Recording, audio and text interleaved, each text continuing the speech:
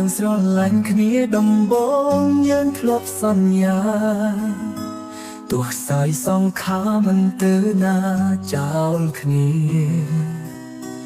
តែពុំងារទៅចោលបងទាំងបងមិនតន់អស់ស្រឡាញ់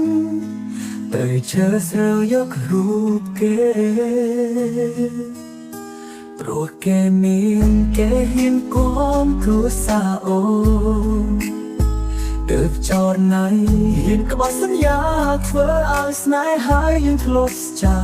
ទៅជាសោកសូន្យរសាំដោយធ្ងន់ព្រោះតែថ្លៃ4 ឆ្នាំប្រែជាគ្មានន័យព្រោះតែស្រីជើសើយកកែណាមក្រោយអូនទៅចូលទៅឲ្យបានសុខទោះថ្ងៃមកគ្មានអូនក៏បងអាចរស់បានដែរតែសុំប្រាប់គ្នាមេបើអូនចង់ត្រឡប់មកវិញក៏បងមិនអាចស្រឡាញ់អូនម្ដងទៀតវិញបានដែរបងឆ្អែតហើយបើអូនចង់ទៀងពេលវេលាជួយក្រោយវិញអូនទៅរកអ្នកផ្សេងចោល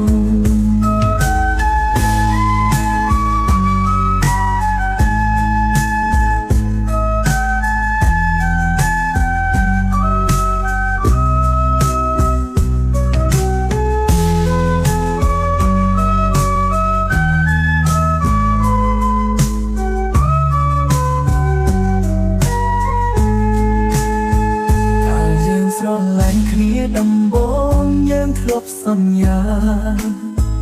ទោះខ្សែសងខាមិនទៅណា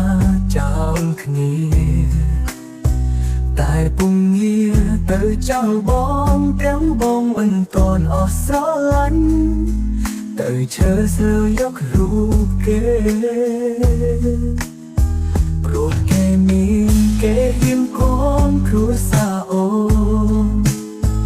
ទើបចរណៃហ៊ានក្បត់សន្យាធ្វើឲ្យស្នេហាយើងធ្លាប់ចា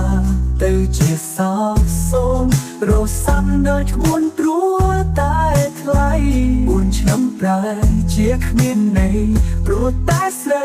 ជើសើយកកែណាមក្រោយអូនទៅចូលទៅឲ្យបានសុខទោះថ្ងៃមកគ្មានអូនក៏បងអាចជួបបានដែរតែសុំប្រាប់គ្នាមេបើអូនចង់ត្រឡប់មកវិញក៏បងមិនអាចស្រឡាញ់អូនម្ដងទៀតវិញបានដែរបងឆ្អែតហើយបើអូនចង់ទៀងពេលវេលាជួយក្រោយវិញអូនទៅរកអ្នកផ្សេងចោល